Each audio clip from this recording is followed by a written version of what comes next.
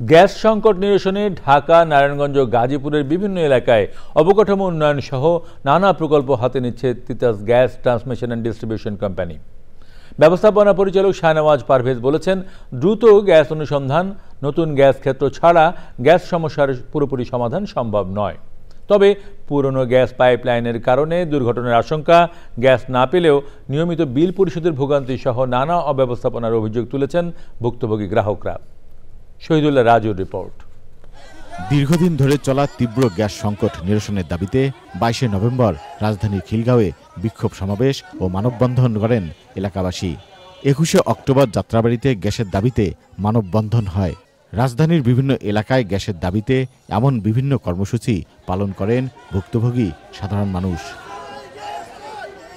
মানববন্ধনে অংশ নেওয়া খিলগাঁও সি ব্লকের বাসিন্দাদের দাবি, গ্যাসের অভাবে আর্থিক ক্ষতির পাশাপাশি জীবনযাত্রা দুর্বিষহ হয়ে উঠেছে।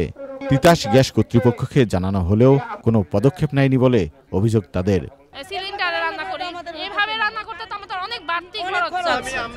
কিছুদিন রাতে আসতো, এখন দেখা যায় রাতেও আসে না।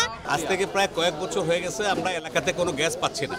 গ্যাসের লাইনে আমাদের পানি আসে। তবে তিতাস বলছে, জনগণের ভোগান্তি নিরসনে বিভিন্ন প্রকল্প গ্রহণ সহ নিয়মিত কাজ করে যাচ্ছে সরকার। ন্যাশনাল প্রোডাকশন সেটা গতবারের চেয়ে অনেক কমে গেছে। এটা গতবার যেমন আপনি যদি দেখেন, গতবারের ডাটা আমাদের 2000 million cubic feet per day production ছিল, সেটা এখন চলে আসছে 1800-র নিচে। তো সেটার একটা ইম্প্যাক্ট, সেটার কথা। পেট্রোবাংলার আন্ডারে যেই কোম্পানিগুলো আছে, উৎপাদন কোম্পানিগুলো আছে, অনুসন্ধান উৎপাদন কোম্পানিগুলো, আপনি যদি খোঁজ নেন যে দেখবেন যে রিসেন্টলি বেশ কিছু জায়গার মধ্যে ড্রিলিং করা হচ্ছে এবং কূপ থেকে কিছু সরবরাহ বেড়েছে। আশা করি যদি আমরা নতুন কোনো আবিষ্কার করতে পারি গ্যাসের জন্য, আবিষ্কারের মাধ্যমে যদি আমরা ন্যাশনাল গ্রিডে কিছু গ্যাস যোগ করতে পারি, সেই ক্ষেত্রে অবশ্যই এই অবস্থার উন্নয়ন হবে।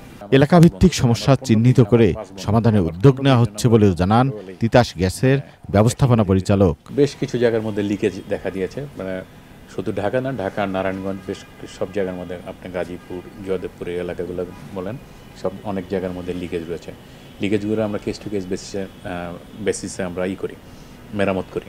ঢাকা নারায়ণগঞ্জ পাইপলাইন রিপ্লেসমেন্ট একটা প্রজেক্ট হাতে নেওয়া হয়েছে, সেটা যদি আমরা সাকসেসফুলি করতে পারি, আশা করি এই সমস্যাগুলো সমাধান হয়ে যাবে। নাগরিক অধিকার হিসেবে গ্যাস সংকট সমাধানে দ্রুত কার্যকর পদক্ষেপ চান খিলগাঁওয়ের বাসিন্দারা। সেই ক্ষেত্রে অনেকই হয়, মানে শহীদুল্লাহ রাজু, চ্যানেল আই, ঢাকা।